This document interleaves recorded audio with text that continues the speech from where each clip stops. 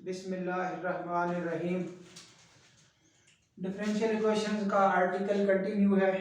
इसमें हम जो चीज़ें डिस्कस कर चुके हैं, डिफरेंशियल इक्वेशन की डेफिनेशन, उसका डिग्री, आर्डर और कुछ सॉल्यूशंस, यानी कि तकरीबन एक्सरसाइज हमारी क्लोज होने लगी है।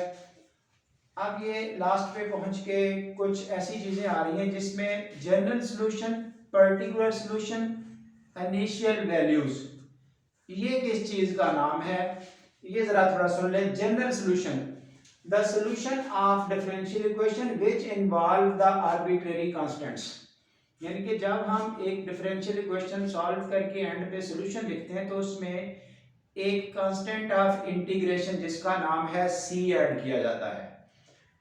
उस c की वजह से हम उस सॉल्यूशन को जनरल सॉल्यूशन कहते हैं, क्योंकि उस c की वैल्यू पर्टिकुलर नहीं होती।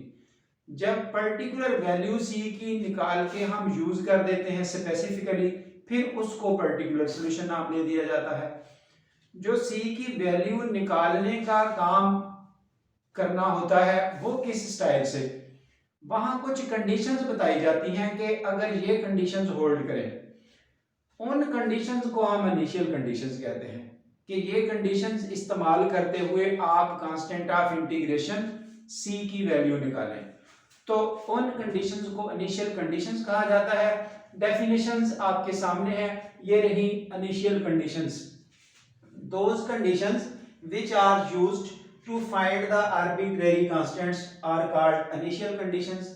और फिर c की वैल्यू निकाल के उसी ओरिजिनल सॉल्यूशन में जब पुट करना है, जिसको जनरल सॉल्यूशन का नाम दिया गया, वही हमारे पास पर्टिकुलर सॉल्यूशन आता है।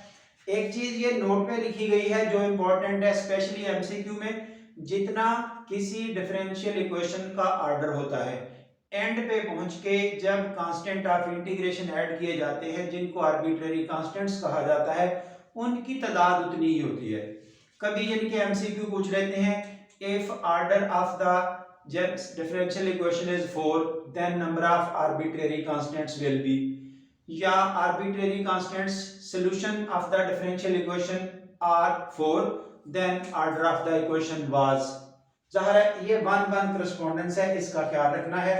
उसके बाद ये कुछ क्वेश्चंस डील किए जा रहे हैं 3.8 के, जिसमें जनरल सॉल्यूशन और पर्टिकुलर सॉल्यूशन का आपको डिफरेंस समझाया जाएगा। So note the step. Question number 19, ये एक डिफरेंशियल इक्वेशन दी गई, हमें कहा गया इसका सॉल्यूशन बता दें। Solution means general solution. Also find the particular solution if, ये होगी इनिशियल कंडीशंस कि अगर x 0 है y 1 है तो पर्टिकुलर सॉल्यूशन क्या होगा। हाँ जी, रूटीन मैटर है। जिस तरह से वेरिएबल सेपरेट करते हुए हमने इस एक्सरसाइज को सॉल्व किया डिफरेंशियल इक्वेशंस को, एज इट इज ये dx आपका इधर शिफ्ट हो गया, उसके बाद यहां से x कॉमन, ये y वाला ग्रुप इधर डिवाइड हो गया और x इधर ही रहा। जब इसका सॉल्यूशन किया आफ्टर इंटीग्रेशन तो ये हो गया x की पावर 2/2 और आगे वो constant of integration c as it is. इधर क्या किया गया, ये 1/a tan inverse of x/a का जो फार्मूला कंटिन्यू है। जाहिर है जो सिंगल फार्मूला हमने पढ़ा उसके साथ ये एक और ऐड किया गया था। जिस वक्त भी कांस्टेंट का स्क्वायर वेरिएबल का स्क्वायर है तो 1/a tan inverse of x/a, ये देखिए 1 का स्क्वायर, ये बार बार करके दिखाया जा रहा है, एक्चुअली ये ऐसे है 1, तो अंडरस्टूड है कि यहाँ पर स्क्वायर है इसका। ये भी 1/1 खामखा लिखा गया है, ये 1 एज इट इज ही लिखा गया है क्योंकि उस 1 की जरूरत नहीं है, एक ही जगह पर 1 यूज हुआ। तो अब डायरेक्ट आप ये वाला सॉल्यूशन कर सकते हैं, लेकिन मैंने जहां भी काम किया ये लिख लिख के दिया ताकि उस कांस्टेंट्स का पता चल सके। हाँ जी, इस 1 वाले सॉल्यूशन को हम जनरल सॉल्यूशन कहते हैं, जो इक्वेशन 1 में शो किया और लिख भी दिया 1 इज कॉल्ड जनरल सॉल्यूशन। अब पर्टिकुलर की बारी है, टू फाइंड द पर्टिकुलर 1। ये कीमतें x की कीमत 0, y की कीमत 1 जो शुरू में क्वेश्चन की स्टेटमेंट में बता दी गई हैं, इन्हीं को इनिशियल कंडीशंस कहा जाता है। जब आप इस जगह यूज करेंगे x की जगह 0, y की जगह 1, तो आपके पास tan inverse 1 equal to c। ये जो tan इनवर्स 1 है ये इस तरह से होता है, पहले भी बताया गया, tan ऑफ π/4 या 45 की कीमत 1 होती है। जब हम इस tan को इस साइड पे शिफ्ट करेंगे तो इस साइड पे आके ये हो जाएगा tan इनवर्स ऑफ 1, तो रिजल्ट इज π/4। इस तरह से tan इनवर्स की जगह पर लिखा गया π/4। ये रही c की वैल्यू, ये उठा के उसी जगह पुट करनी है यहाँ पर।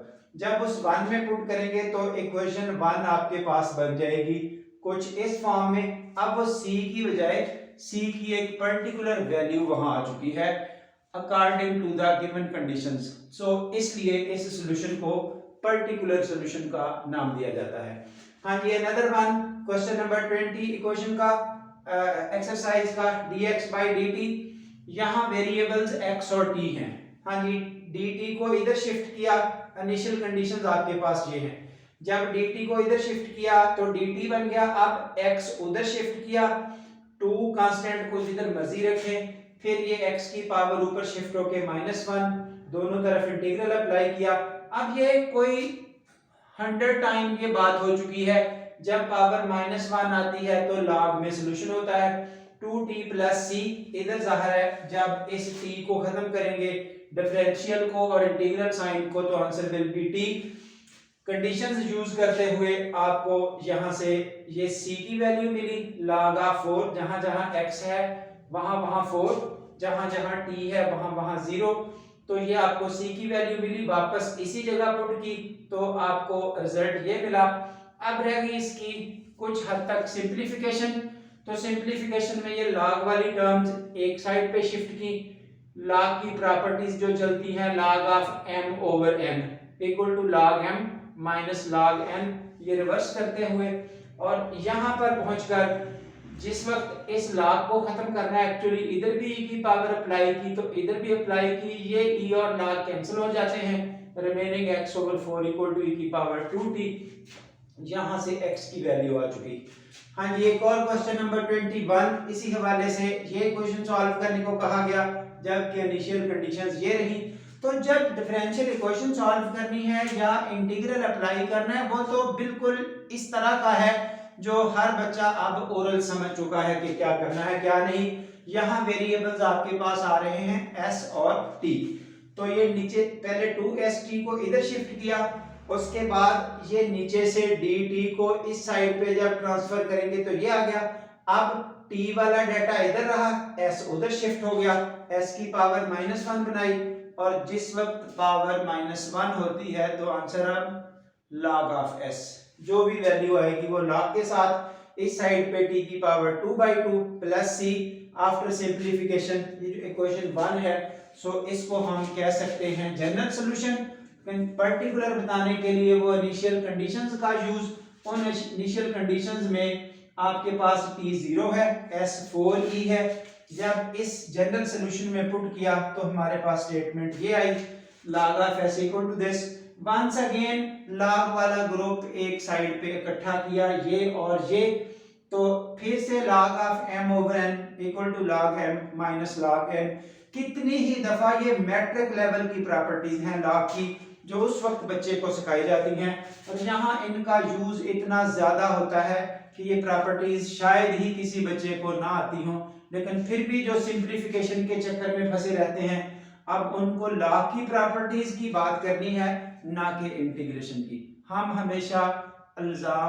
हमेशा टेंशन क्रिएटर्स इंटीग्रेशन को समझते हैं कि इसने नहीं हमें काम करने दिया, इंटीग्रेशन हमसे नहीं हो रही, हालांकि इंटीग्रेशन का कौन सा काम है, इंटीग्रेशन तो है ही नहीं, ये तो log की प्रॉपर्टीज, यानी कि काम कोई और हो रहा होता है, हमें टेंशन इंटीग्रेशन के नाम से बता दी जाती है, थमा दी जाती है कि ये शायद एक मुश्किल टास्क है। सो ये देखिए 4/e, अब वंस अगेन इस साइड पे e की पावर, इस साइड पे e की पावर, ये e और log खत्म हुआ, उसके बाद ये स्टेटमेंट, ये 4e उधर शिफ्ट हुआ, अब ये पावर 1 है, दोनों e की पावर इकट्ठी करते हुए सॉल्यूशन आपके सामने। लेक्चर अब आपके सामने जितने गुजर चुके हैं ये इंशाल्लाह हर उस बच्चे की रेंज में होंगे जिसने जरा सी भी कोशिश की, इन लेक्चर्स को तरतीब से सुना। अब जिन दोस्तों को, जिन बच्चों को हमारी वीडियोस पसंद आए उनको लाइक करें, शेयर करें और हमारे चैनल को सब्सक्राइब भी करें। Thank you very much.